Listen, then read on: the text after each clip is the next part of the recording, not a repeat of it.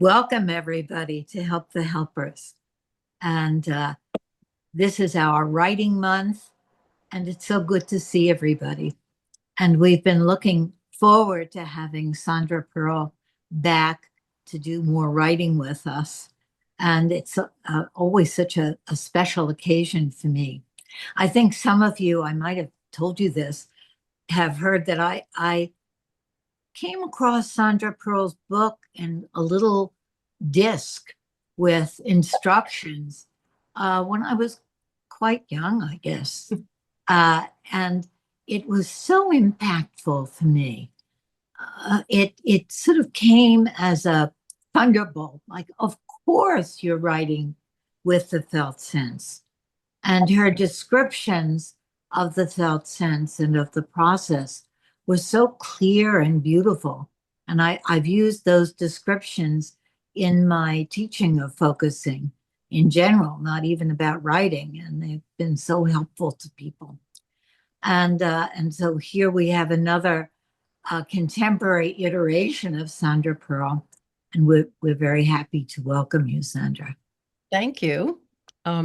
So welcome. I will also say welcome to everyone and thank Lynn and Katerina and the people who organized all of this for inviting me again to be with you, spend a morning writing together. Katerina was kind enough to send me links to the past two seminars. So we did one in 2023 and one in 2024. So I spent some time sort of going through them and watching them and love how this has evolved over time. The first time I spoke more than a fair amount, because I thought I was asked to talk about my relationship with Jean and how I came to link felt sense with writing and what that meant to me, and thinking about Jean's work and the whole question of the quest for meaning and where does meaning reside. And of course, we would know that meaning resides not only in the mind, but also in the body. And that made sense to me as a writing teacher at the City University of New York, that we don't just write logically with our minds. If we pause and wait, writing words will come. And those words often have a lot of resonance, as you well know. And so the writing begins to have more power and more voice because it's coming from a centered place or a place in the body. So I got to know Jean in about 19... I was, when did I get to know Gene?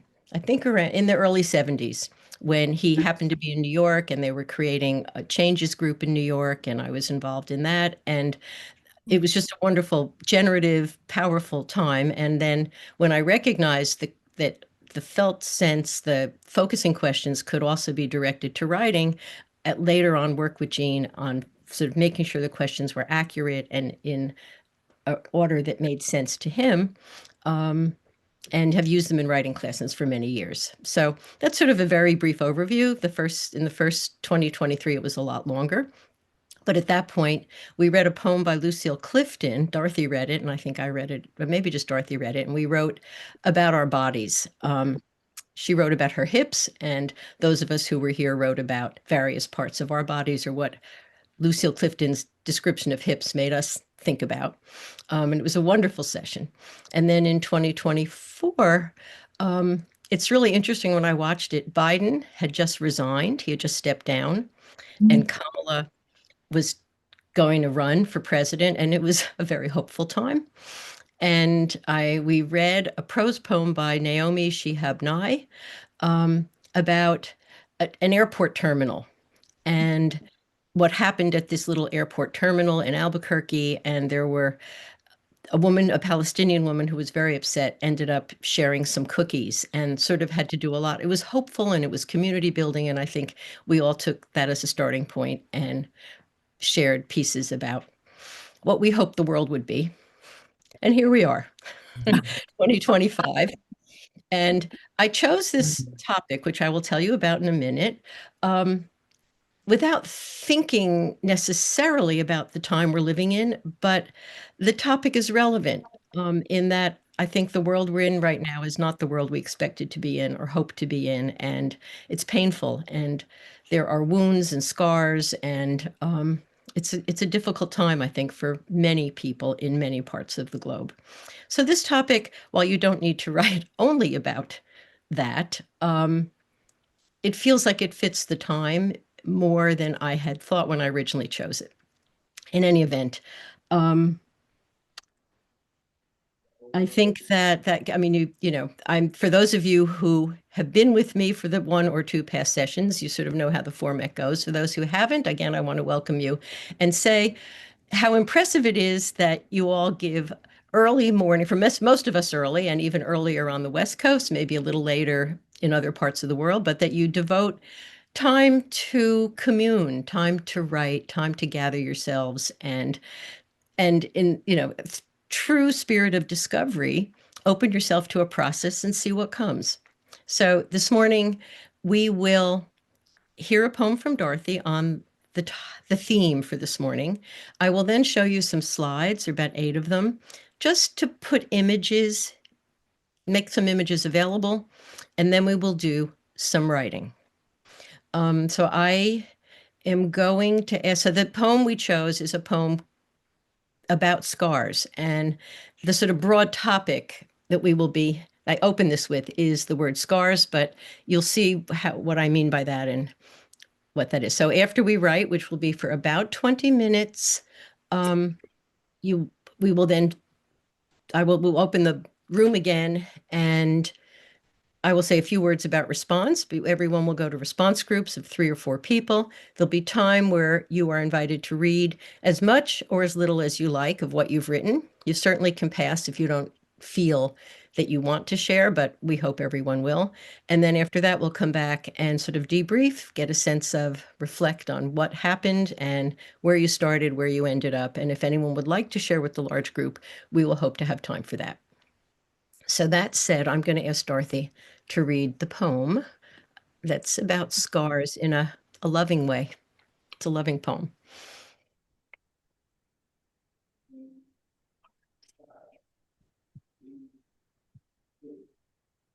Dorothy, you need to unmute. I know. I Like to Kiss Scars by Rosa Chavez, translated by Gabriela Ramirez Chavez. I like to kiss scars there, where the skin grows tougher there, where the memoirs are visible, scars of every shape and size, small marks across your lips, on your eyelids, in your gaze. I like to kiss bodies that are cartographies, carved with destiny's knife. I like scars there. Pain takes form, skin grows again. Skin and heart become together. Right where the blood was, right at the wound. Thank you, Dorothy. So I like to kiss scars, and skin grows, and scars of every shape and size. So now we're going to look at a few images of scars. And I will share my screen.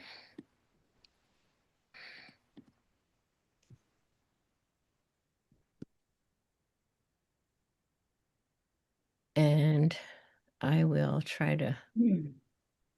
So, and I'm happy we have, if anyone wants to just say briefly a word or two of what you see in each slide. This is a male warrior from Lower Niger. It's a sculpture. What do you see? Just shout it out. Fear, pain, anger. Great. It's a scar on his arm, some kind of scar on some kind of armor. Mm-hmm. Yeah, armor. Looks like there's a rat in one of his hands, and clearly he's prepared for battle. Right. A robustness in him that masks the scars in the beginning. I don't even see it right away. Right. I just see his determination. Yes. Okay. Next one is a limestone scar. And anything you notice? I noticed the growth of around it. Yeah. Yeah. The flowers of Okay. whatever sort, the Mhm. bushes. And if you look down here, there's sort of looks like an opening Mm. and maybe a cave, but erosion, but a scar in the earth. Natural beauty. Yeah. Yeah. Or maybe both, right? The Yes. healing of the scar. Yeah. Okay. What is the earth? This Oh. is a painting by Henri Matisse, Marguerite with black velvet ribbon.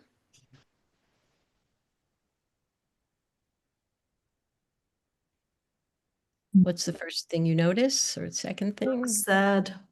Mm. Yeah. Yeah. Sort of heavy eyes. And those strange, lighter.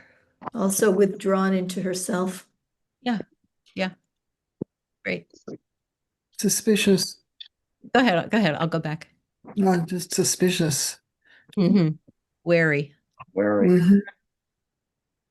This is a painting of Andy Warhol by Alice Neal. Mhm.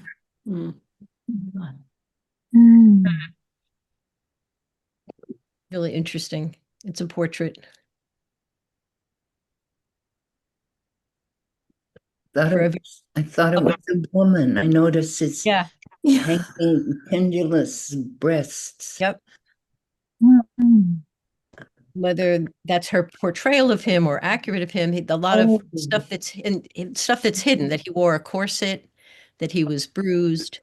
Yes, I see. Looks like he's had operations of Yeah. sorts. Can I say something about that? Mhm. I believe that was after he was shot by Valerie Solanas and he never recovered. That's absolutely right. Yes. God. Yeah. Thank you. Wow, that's some score. Yeah. Yeah. Next one is a picture of a photograph of the Cross Bronx Expressway. Oh, Wow. Mm. ah, Yeah. You might want to think about what did that expressway do to the Bronx? Cut And it. Like a lot of roads there. I think those are highway or bridges, roadways that cross the cross Bronx. So they get from one side to the other. But in truth, when was it Robert Moses who did this? I believe it broke up all kinds of communities. It may have aided transportation. Oh, the But Cross Bronx is the street, the road. Yes, below. Right. Yes, these are all other crosses from, and I'm not sure where the vantage point is from, but it was a gash into the communities of the Bronx, South Bronx, and other communities. Here's Yoko Ono. This is a song she wrote, Body is the Scar of the Mind. Sorry. Go back to Yoko for a second. There we go. An evocative image of these are lyrics to a song. wow. That's an amazing line. Yeah. Scar of the Mind. Michael K. Williams, you know him from that television series in Baltimore, The Wire.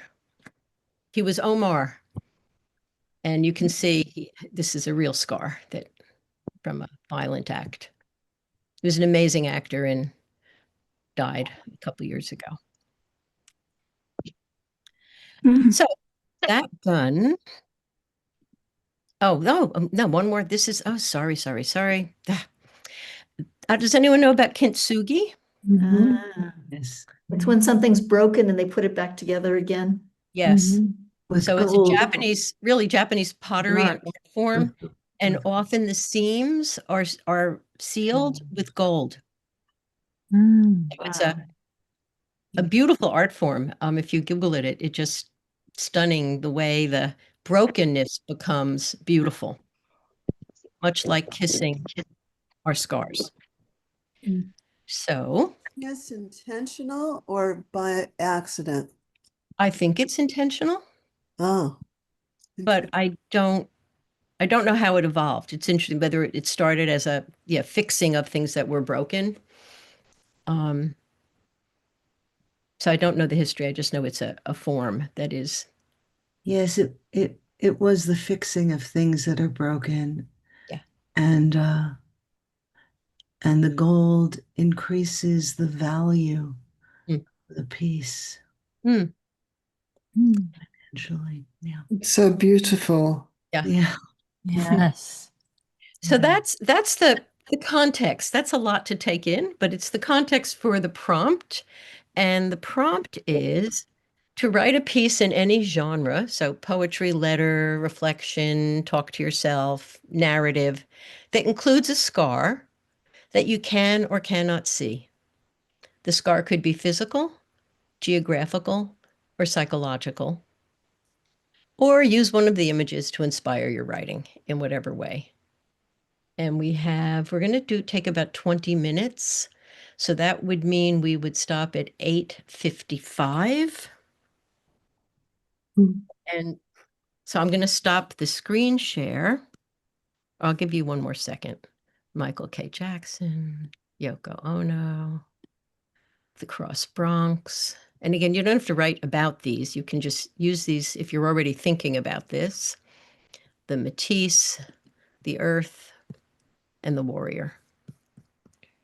And the prompt? The prompt is write about a scar.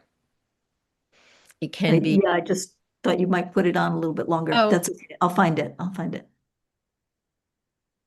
I could do it if you want to see, but again, we don't really want to do this. Okay, yeah, we do. Here we go. A piece in any genre that includes a scar that you can or cannot see. Physical scar, geographical scar, or psychological. Or any of the images might inspire your writing, and let it go where you want it to go. And I will stop the share and just say, I think you all know, we're just going to start writing, and you can minimize your Zoom screen. Don't turn it off. Don't go away from Zoom. Stay connected to Zoom. If you want to stop your video, pause your video, you can. If you can then turn it back on at 8:55, and I'll give you a 5-minute warning at 8:50 that it's time to wrap up. Anyone have a question? Okay, well then let's write.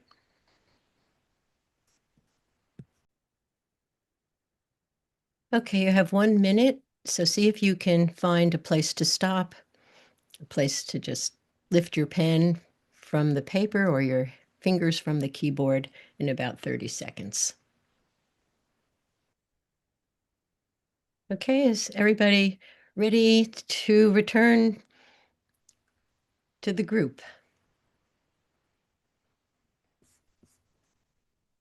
And if you'd like to turn your screen back on, that would be great too. Your video. Okay. So deep breath, it's always intense. And yet also I think, a good stretch is always worth it, Ruth, Deep breath, sense back into your body. It's always intense, but I also think writing among colleagues is a very special thing. So we'll see what that produces. So the next bit of about 20 minutes, can get started by 9 and finish up by about 9:20, is to share the drafts, and they really are drafts. No one expects anything perfectly polished, but drafts of what these images or an image or these words or the poem about kissing scars has evoked in you. Where did it take you? Where did you go?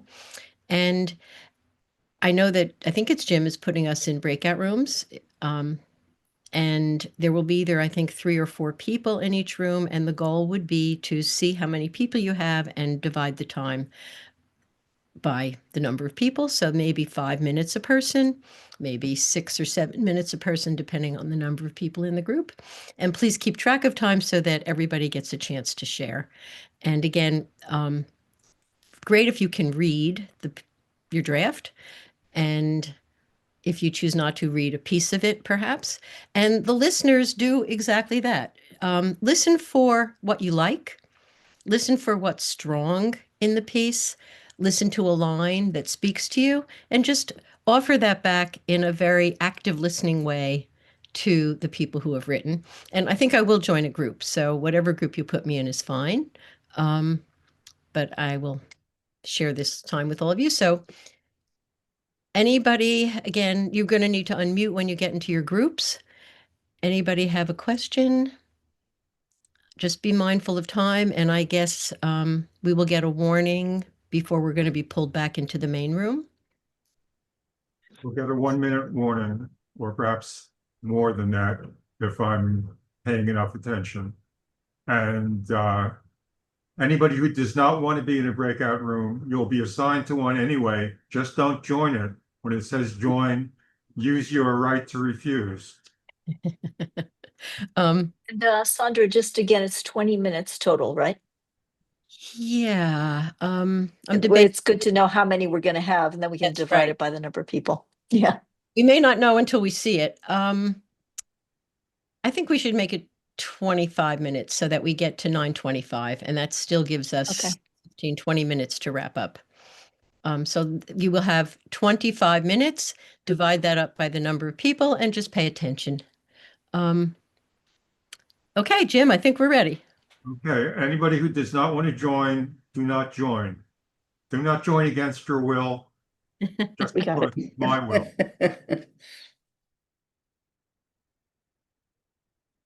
Maybe I left prematurely. Other people aren't back yet. They use all the time. Here they come. How'd it go? Oh, it was beautiful. Ours was too. Welcome back, everybody.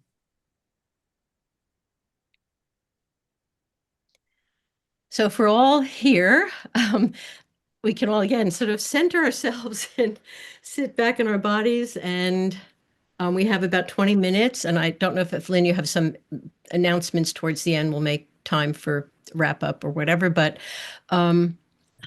there are two options here, two ways to move forward. And I hope we do both. One is certainly to hear a few comments about what it was like to share your work and what you heard in each other's work, or what touched you, how the process moved, but also time to celebrate some of, at least from my sample of pieces, the extraordinary pieces that were written in a very short time. Drafts for sure, but really beautiful. And there's certainly one person from my group who has agreed to share. So if you're thinking about whether you would like to share or not, please, accept the invitation. And I think but we can start with a few comments. How was this? And is there anything you want to say about the process of writing and sharing in a writing group, a response group? And if you want to, you can raise your hands or you can just unmute. I don't see any raised hands yet. Yeah. I can share about that. I thought it was amazing. It's really phenomenal what can come in 20 minutes. And from professional sounding writing to my stream of consciousness journaling, but was very, very powerful. And then the sharing I can only share how it was for me because I don't know how it was for the two people in my group. I'm really grateful that the people were in my group, that I was in their group, but their sharing about what I did helped me see it in a different light, and actually a positive light for my very hard inner critic. And it made it even more beautiful. So I'm very grateful. Thank you. Thank you. That's lovely to hear. Other people? It felt wonderful to me because I wrote about something that I'm vulnerable about, which is my poor vision. And it felt very good to share it and people's responses, and also just the beauty of other people's writing and the profound quality of it. It was quite amazing. Thank you. Yes, I think this topic, I was thinking about it, and while I don't know all of you, I felt that, doing this the third time, there was a sense of we can trust one another. And this topic, I think, allowed for a kind of depth and intimacy that, I mean, all topics can do that, but I felt that this was particularly evocative, and I felt there was a lot of trusting of this group here together. So I just was amazed at, Sondra, the way you prepared us, the environment you created with the pictures and your words and the poem. I was amazed how it just set me up to get in touch with my own unconscious process and that quality of surprise piece I did get in touch with, and how it just like came. And that was a very powerful process to me. Thank you. I appreciate hearing that.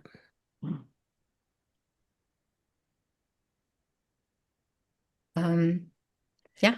I Susan? feel that I can't say much except that I feel so opened by this, and vulnerable, but not afraid in the way I think that maybe I was at the beginning. Something has opened me, and I'm very grateful to the 3 other people I was with, because what they wrote has touched me. And it's lovely. Thank you. Thank you for sharing all of that with us. So I'm also grateful for the small group, grateful for you, grateful for the big group, grateful that I opened my eyes at 8:16 a.m. I know Katerina knows I don't do mornings. That's why I'm not usually here. But so yes, it was really wonderful. And it was good for me to notice my body while writing. And I realized I always write from my body. I don't know if that's how people write. I don't know, but I just noticed that I always do. And I don't know that I would have said that before. And I don't know if I would have been aware of it. And I kind of am, if I'm looking for a word, if a word isn't coming, and I do go inside, I'm particularly aware of it then. And it is such a somatic experience to write. Thank you for being here. I mean, unfortunately, I think there are a lot of writing teachers in the world who don't know that.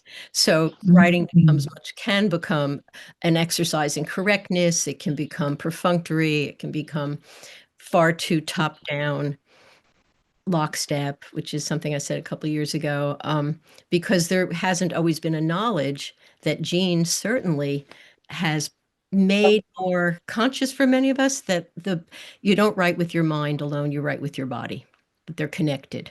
And there's, knowledge and discovery resides in the body and in a felt sense, not necessarily in cognition, or cognition alone doesn't do it. So that to me was, I think, understanding that, I was able to bring that perspective into the field of teaching writing. So there are some teachers around the world who are aware of this and understand that one can sense into a body and allow language to come in a very gentle way, as focusing does. So I'm glad you brought that up. Thank you. Yeah, Liz. Can you say a little bit more about how it was that we were writing from our bodies today? Was it about scarring, or what was that made that different? I mean, that's a good question. I don't think it's dependent on the topic. But I guess I'm assuming that people who focus or teach focusing or use focusing already are adept at going inside and pausing and waiting for words to come. So for me, writing, many writers do that naturally. They don't know that it's a felt sense. They may not label it a felt sense. They might call it intuition. They might call it a hunch, but you feel in your body when the writing is going where you want it to go. And you often feel when you're blocked, your body tightens up, or you stamp your feet. So there are physical accompaniments to writing without ever using the word felt sense. But I think in this community, when given an invitation, it kind of just happens. I mean, I'll back up and say that when I worked with Jean, the goal was to come up with a guided process that really directed people into their bodies. And so if you didn't know this, it's a lot like a focusing thing where you sit quietly, you breathe, etc., and then you make lists. And instead of making it in your head, you put it on the paper. So there's a way to use the focusing questions as a guide for writing. But I just assume that in this group, people kind of settle in, and it happens, I think, really naturally. I don't know if that answers your question. So you assumed that we would be doing it already, and there was really nothing about the Perl method today. I'm very interested in this because I'm doing this next week here.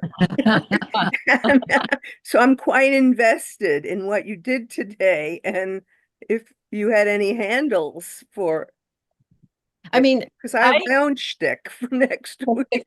I mean, if I were doing this with people I didn't know at all, or with a new group, I would do a close your eyes, center yourself, feel your feet on the floor, feel your seat at the chair, let go of thought. I mean, I would do that opening, centering in the body kind of thing so that people are connected.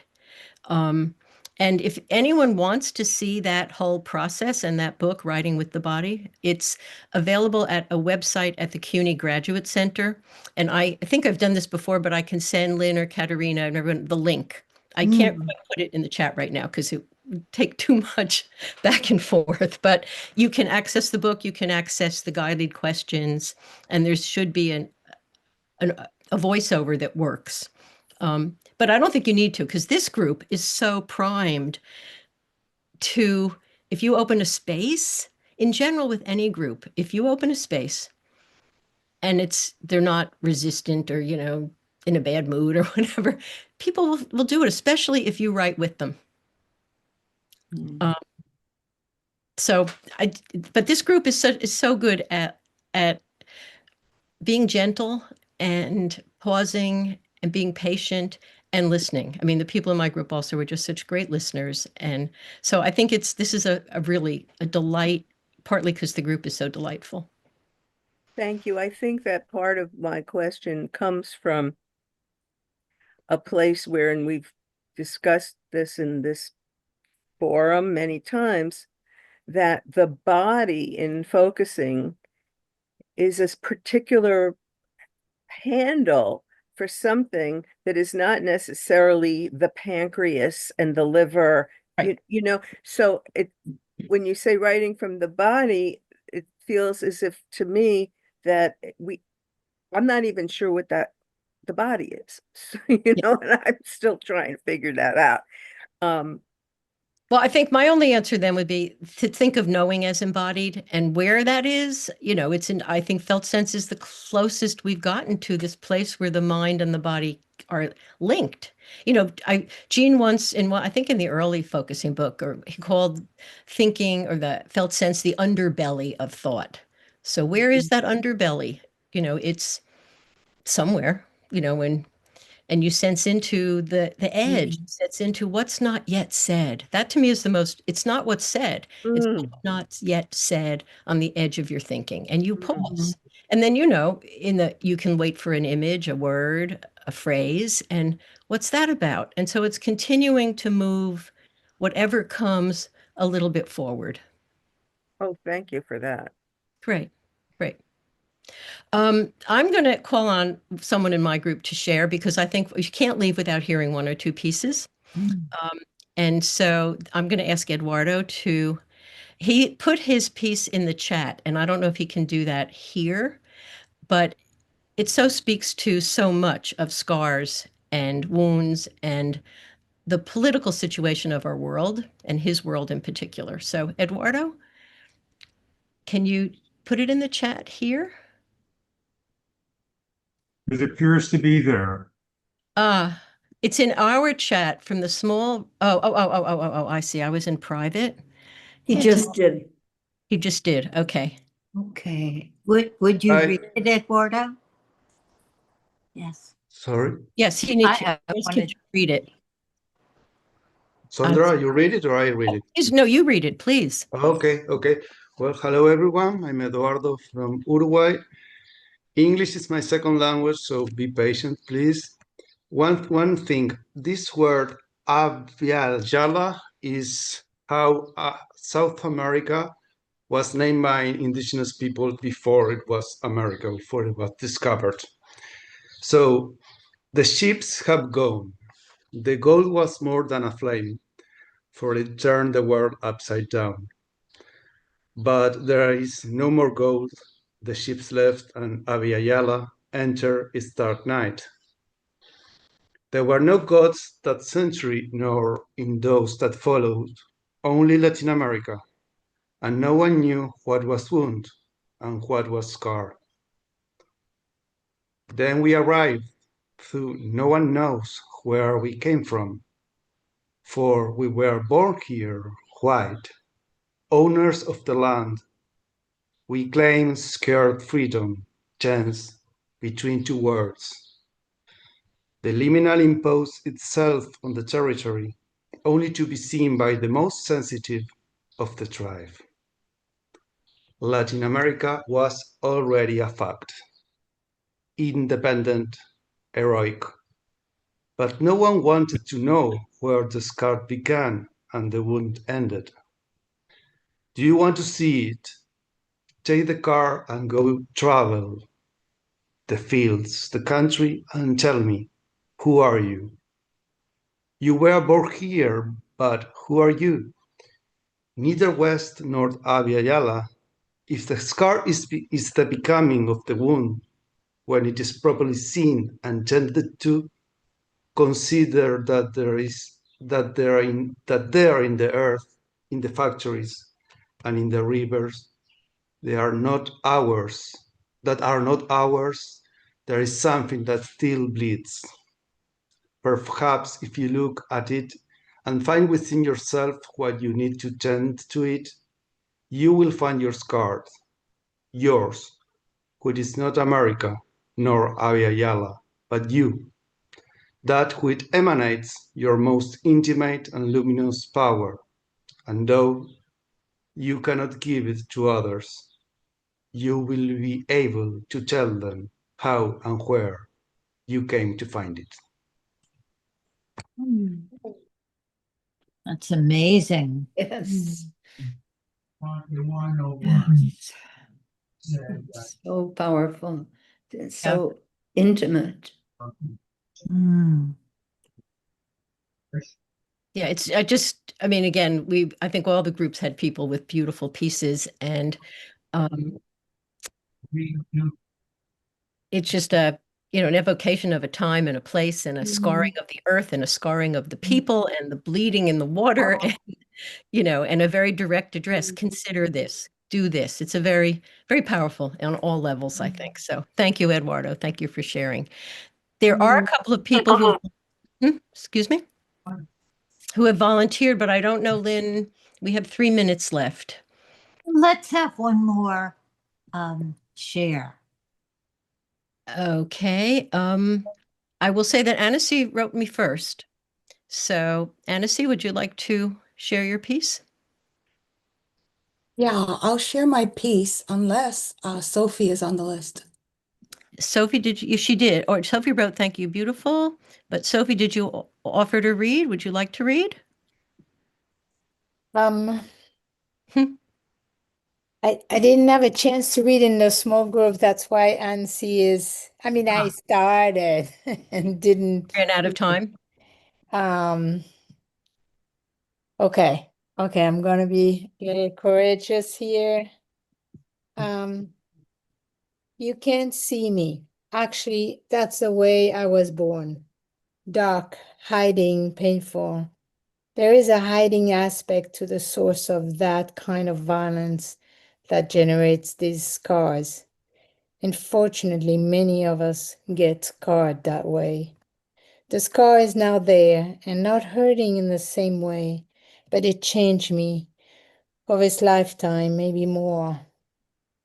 Could I say it transformed into a beautiful something like the broken pieces repaired was gold? Not sure, because it happened before I was mature to my complete form. How would we know? I learned stuff, yeah. Became wiser, kinda. That's kind of gold. But it's not what it could have been, which I would never know. Wow. Yeah. That is so beautiful. Yes. Thank you, thank you. Thank you. Thank you, NC, for pushing. I'm struck that many, at least in our group, the Kintsugi, the repair of the wound I think it struck a chord with a lot of people, what can be repaired and, how beautiful it is when it is repaired. So again, But I thank you. love that last line. It's not what it would have been, which I will never know. That opens up so much. Wow. Yes. I would love to invite you to send us, if you are willing to share what you wrote, send it to us and we'll send it out to people with our next week's invitation, or we'll put it up on the Help the Helpers YouTube channel. But it's, it feels like too much of a loss that people are willing to share and we don't have time. So please send us your writing. Give us the address and I'll put it in the chat. Bruce. Well, send it to me. lynpres@aol.com. And I'll make sure it gets there, wherever there is. Great. Maybe both. Send it out to the Help the Helpers people. And also put it on the channel. So thank you so much, Sandra. This has been really wonderful. Well, for me, it's always lovely to be back, and we can't wait till next year to have you back. I'm already thinking, what's next year going to be? Really? But well, once we've taken scars, we can write about anything. Absolutely. And I just want to announce for those of you who are interested, we're starting our group program in September, early September. And if you haven't gotten the notice of it, maybe Katerina could put that in the chat, the flyer, or maybe we'll wait till next week to do that. But we have an open house for people to ask questions, Saturday, the 23rd at 8 a.m. New York time. And it will be on this channel. So you have this link. Join us at 8 o'clock New York time next Saturday and hear about the new very international group program. That's all I have to say. Bye, everybody. Thank you again. Bye, Bye-bye. everyone. Bye, everybody. Bye-bye. Bye. Thank you very, very much. Thank you, Sandra. Thank you, Katerina and Jim and everybody. Sandra.